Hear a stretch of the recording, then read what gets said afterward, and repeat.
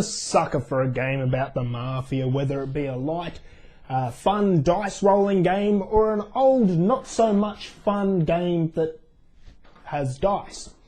Actually, I'm a sucker for a lot of products relating to the Mafia, but today we're only looking at one of my impulse Mafia purchases, which is a copy of Nostra City. Now, Nostra City does add a very unique twist onto the Mafia theme. It's probably not what you're expecting, so stay tuned. It's a pretty good twist. But before I continue any further, on the box this game is recommended for ages 13 plus. The way you obtain money in this game might offend some people. This game, and therefore this review, is intended for a more mature audience. Okay, Nostra City consists of a little board and a fist full of cards with great artwork on them. In fact, Nostra City was actually nominated for an award because of its artwork.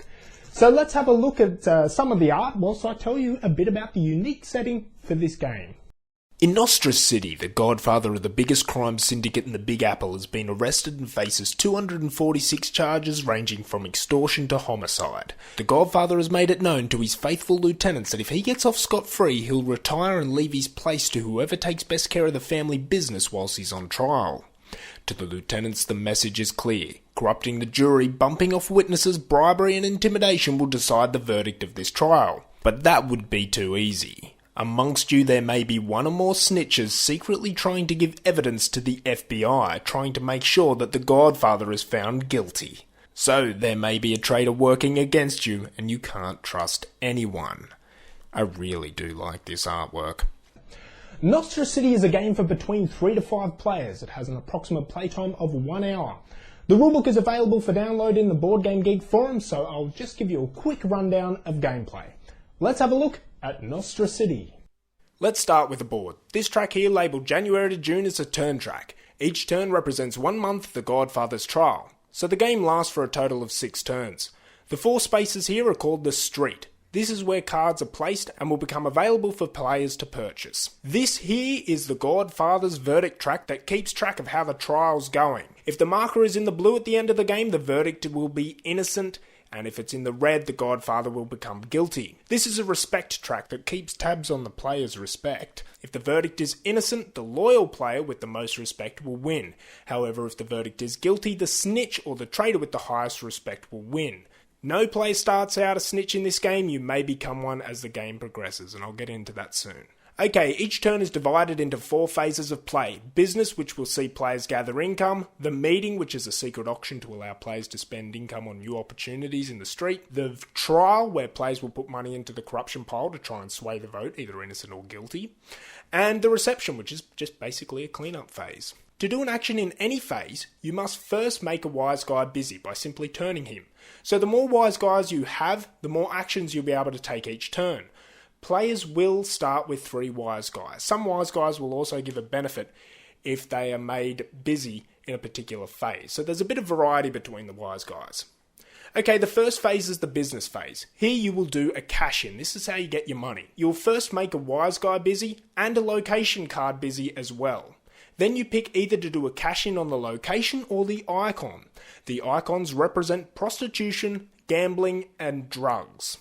The location is easily identified by the colour as well as the text. So here, let's say this player chooses to do a cash-in on gambling. He then draws a number of cards equal to the number of icons he sees collectively on the whole table. So if player 2 had 2 cards showing the gambling icon, and player 3 had 1, he's going to draw 4 cards from the money deck. But here's the fun part. You must decide either to hand out these cards to the players. They will be entitled to 1 money card for each icon displayed in front of them. That's the same as the one that you did the cash in on. Or you can choose to cheat the other players and keep all the cash for yourself. But for each money card that you rip them off, they will get to take a vendetta card. These cards can do a variety of things that will give you bonuses or will allow you to screw the other players over. My favourite one is hiring a hitman to off another player's wise guy. I think that's awesome. Within the vendetta deck, this is where the 2 snitch cards are, so you might become a traitor by drawing vendetta cards. On to the meeting phase. This is an auction. To participate, you first make a wise guy busy and place a secret bid. The other players won't know how much or what card you're bidding on. So what kind of cards are we bidding on here? Well, there's things like new locations, new wise guys, cards that give you more respect, things like that are in there. You can bid on more than one location obviously, but you'd have to make another wise guy busy to do so. And you might not want to always do that because the next phase is quite important. The next phase is the trial. In this phase you will make another wise guy busy and place a single money card face down in the corruption pile. The money cards either have nothing on them, or they have a thumbs up or a thumbs down with a number on it. If you're the snitch, you're going to want to put the ones with the thumbs down into this pile. And if you're still a loyal lieutenant, you'll want to put the thumbs up cards into this pile. At the end of the third round, these votes will be tallied and the verdict token will move accordingly. At the end of the sixth round, which is the end of the game, the final verdict will be tallied to determine a winning side, and then according to the respect track, a winner will be determined. I will say that I've found this to be really tense because in our games, that verdict token at the final verdict is always going back and forth over the borderline. This is obviously just a general overview. There is more to this game, things like investigations that come out on the street and players will have to work together to pay them off or bad stuff happens. There is a raid card in the money deck that will force you to cheat another player, and there are numerous events that happen after certain rounds. Okay, let's move on to a few things I didn't like about this game so much. Number 1, there's no player's aid. I really think this game could have benefited from having a player's aid. I actually made one myself just to help make the game run a bit smoother.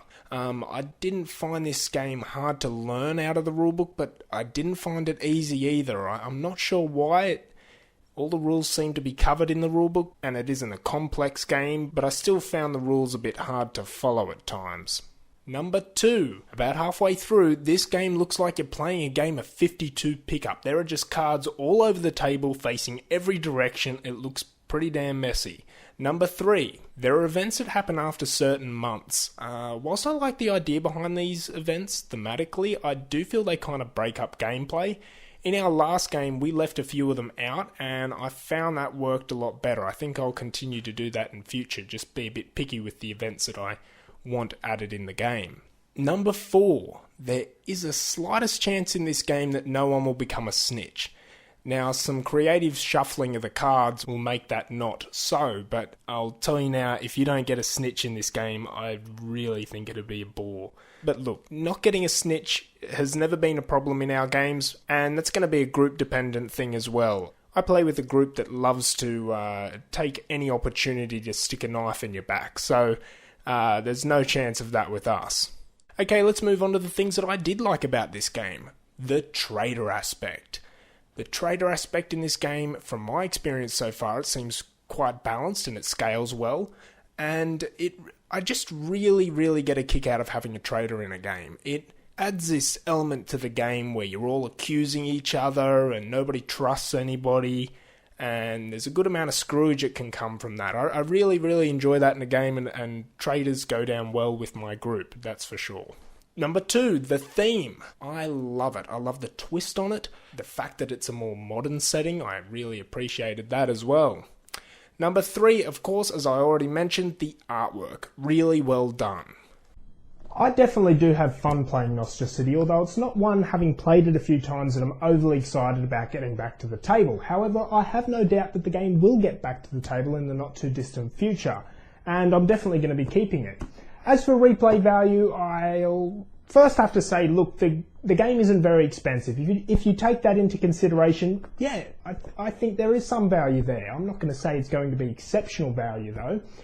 I think if the theme of the game appeals to you and you like traitors in games, then this is probably going to be worth a look in. If neither of those two things appeal to you, then I'm not sure there's going to be anything else there to really capture you or keep you entertained throughout the game.